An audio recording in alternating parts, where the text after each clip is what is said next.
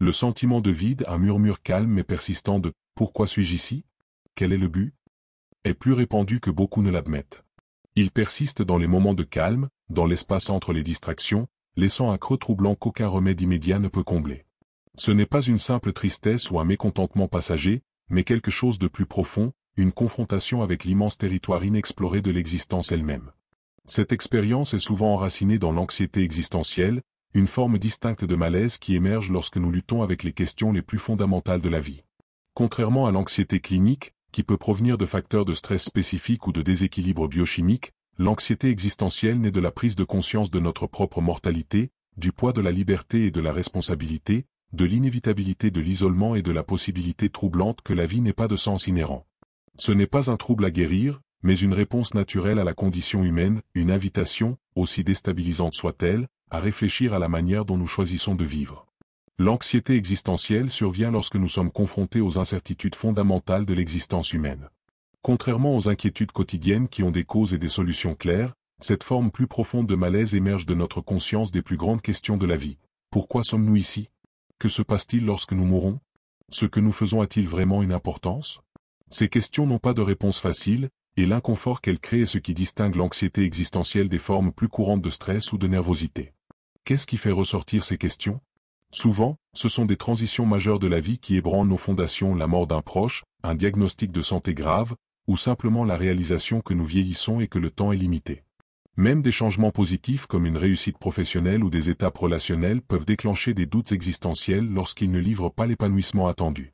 Dans notre ère numérique moderne, où nous sommes constamment connectés mais souvent profondément seuls, cette anxiété trouve un terrain fertile. Nous faisons défiler des versions éditées de la vie des autres tout en nous demandant pourquoi nos propres expériences semblent si creuses en comparaison. Les symptômes se manifestent de manière subtile mais puissante. Il y a l'aplatissement émotionnel qui rend difficile de s'enthousiasmer pour quoi que ce soit, la recherche incessante de quelque chose que nous ne pouvons pas tout à fait nommer, ou les pensées obsessionnelles sur la mortalité qui nous tiennent éveillés la nuit. Certains le décrivent comme vivre derrière une vitre, accomplir les routines de la vie quotidienne tout en se sentant étrangement déconnecté de tout. Les relations peuvent sembler superficielles, les loisirs perdent leur attrait, et même notre propre reflet peut paraître être celui d'un étranger. Ce ne sont pas des signes de maladie mentale, mais plutôt des preuves que nous affrontons ce que signifie être humain dans un univers qui ne fournit pas de réponse toute faite. La vie et l'œuvre extraordinaire de Viktor Frankl offrent des insights profonds sur la manière de trouver un sens même dans nos moments les plus sombres. En tant que psychiatre ayant survécu aux horreurs des camps de concentration nazis, Frankl a observé comment certains prisonniers maintenaient leur humanité tandis que d'autres succombaient au désespoir. Ces observations ont formé la base de la logothérapie, qui postule que notre motivation première n'est pas le plaisir, comme Freud le suggérait, ou le pouvoir, comme Adler le croyait, mais le sens. L'approche de Frankl révolutionne notre vision de la souffrance humaine. Il soutenait que si nous ne pouvons pas toujours contrôler nos circonstances, nous conservons toujours la liberté de choisir notre attitude face à elles. Dans les camps, il a vu des prisonniers qui trouvaient du sens en partageant leur dernière croûte de pain, en réconfortant les autres, ou simplement en supportant leur souffrance avec dignité. Ces observations l'ont conduit à conclure que le sens n'est pas quelque chose que nous trouvons passivement, mais quelque chose que nous créons activement à travers nos choix et nos actions. Les 3 voies vers le sens identifiées par Frankl fournissent un cadre pratique pour affronter le vide existentiel. Premièrement, par le travail créatif ou les actions, que ce soit construire une carrière, élever une famille, créer de l'art ou contribuer à nos communautés. Deuxièmement, par les expériences et les relations, la beauté de la nature, la joie de l'amour, le réconfort d'une amitié profonde. Troisièmement, et peut-être le plus difficile, par l'attitude que nous adoptons face à la souffrance inévitable. Frankl croyait que lorsque nous ne pouvons pas changer une situation, nous sommes mis au défi de nous changer nous-mêmes, de grandir en sagesse, compassion ou résilience.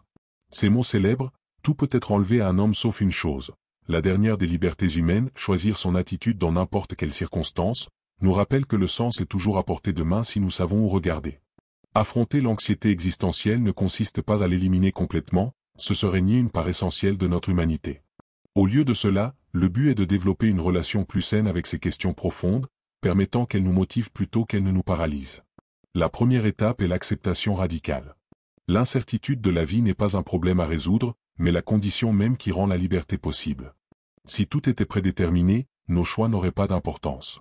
Le fait que nous puissions nous interroger sur le sens de la vie signifie que nous sommes capables de le créer. Ce changement de perspective transforme l'anxiété d'un ennemi en un enseignant qui nous pousse à vivre plus authentiquement. Créer du sens est un processus actif. Tenir un journal peut nous aider à identifier ce qui compte vraiment pour nous au-delà des attentes sociétales et des désirs superficiels. Le bénévolat déplace notre focus vers l'extérieur, révélant souvent comment même de petits actes de gentillesse ont des répercussions imprévisibles. L'expression créative, que ce soit par l'art, la musique, l'écriture ou d'autres formes, nous permet de traiter des émotions complexes et de laisser quelque chose de significatif derrière nous. Les pratiques spirituelles, religieuses ou laïques, peuvent fournir des cadres pour comprendre notre place dans quelque chose de plus grand que nous. L'insight de Frankl sur la souffrance est particulièrement puissant. Il ne romantisait pas la douleur, mais reconnaissait que lorsque nous ne pouvons l'éviter, nous pouvons choisir ce qu'elle fait de nous. Une maladie grave pourrait nous enseigner la compassion. Un échec professionnel pourrait nous rediriger vers un travail aligné avec nos valeurs. Même le chagrin, bien que terriblement douloureux, témoigne de la profondeur de notre amour. Cela ne signifie pas que toute souffrance est bonne, mais qu'aucune n'est dénuée de sens à moins que nous le déclarions ainsi. Dans une ère de consommation effrénée, d'informations, de divertissement, de biens matériels créés plutôt que consommés offre un antidote au vide. L'acte de faire quelque chose, un repas, un jardin, une entreprise, ou de contribuer à la vie d'autrui, par l'enseignement, le mentorat ou une simple gentillesse, satisfait notre besoin profond d'avoir de l'importance. Ces actions n'ont pas besoin d'être grandioses pour être significatives. Souvent, ce sont les petits efforts constants qui s'accumulent en une vie bien vécue. Bien que le questionnement existentiel soit normal et même sain, il arrive un moment où un soutien professionnel peut être nécessaire. La distinction réside dans le fait de savoir si ces pensées ouvrent de nouvelles possibilités ou les ferment. Une réflexion existentielle saine mène à une plus grande conscience de soi et à des changements de vie positifs. Elle peut nous faire reconsidérer nos priorités, mais ne nous paralyse pas complètement. Lorsque ces pensées deviennent obsessionnelles, entraînant une détresse constante, une incapacité à fonctionner ou des idées suicidaires, elles ont franchi un territoire dangereux. D'autres signes avant-coureurs incluent un retrait social prolongé, une négligence des soins personnels de base ou l'utilisation de substances pour engourdir l'inconfort. Les thérapeutes formés aux approches existentielles ou humanistes peuvent être particulièrement utiles, car ils sont à l'aise pour explorer les grandes questions de la vie sans pathologiser les luttes humaines normales. La thérapie cognitivo-comportementale, TCC, peut aussi être efficace pour gérer les pensées anxieuses accompagnant parfois les crises existentielles. Dans certains cas, les médicaments peuvent apporter un soulagement temporaire des symptômes accablants, permettant un travail thérapeutique plus profond. Rappelez-vous que demander de l'aide n'est pas un signe de faiblesse, mais de courage. Tout comme nous consultons des experts pour notre santé physique, notre bien-être mental et émotionnel a parfois besoin de soins professionnels. Le but n'est pas d'éliminer la conscience existentielle, mais de développer les outils pour vivre de manière significative malgré et parfois grâce à les incertitudes inhérentes à la vie. Le poids du questionnement existentiel peut sembler isolant, comme si vous étiez le seul à regarder dans l'abîme des questions sans réponse de la vie. Mais vous êtes en bonne compagnie.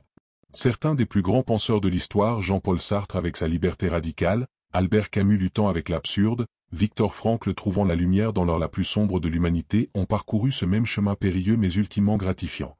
Leur lutte n'était pas des signes de faiblesse, mais des témoignages du courage qu'il faut pour vivre consciemment dans un monde sans sens prédéterminé. Ce que nous appelons anxiété existentielle pourrait mieux être compris comme les douleurs de croissance d'une vie examinée. Ce sentiment persistant de vide n'est pas la preuve que quelque chose ne va pas chez vous, mais la preuve que vous vous engagez profondément avec ce que signifie être humain. Le simple fait que ces questions vous troublent révèle une profonde capacité de réflexion qui, lorsqu'elle est canalisée de manière constructive, peut transformer l'anxiété en sagesse. Alors que nous nous séparons de ces pensées, laissez les mots intemporels de Frankl servir à la fois de réconfort et de défi. Celui qui a un pourquoi qui lui tient lieu de but, peut supporter presque n'importe quel comment. Cette idée simple mais révolutionnaire nous rappelle que le sens ne se trouve pas seulement dans la philosophie abstraite, mais dans les choix quotidiens d'aimer, créer, servir et endurer. Votre « pourquoi » ne s'annoncera peut-être pas de manière dramatique, il pourrait émerger tranquillement tandis que vous construisez une vie qui vaut la peine d'être vécue, un moment intentionnel à la fois.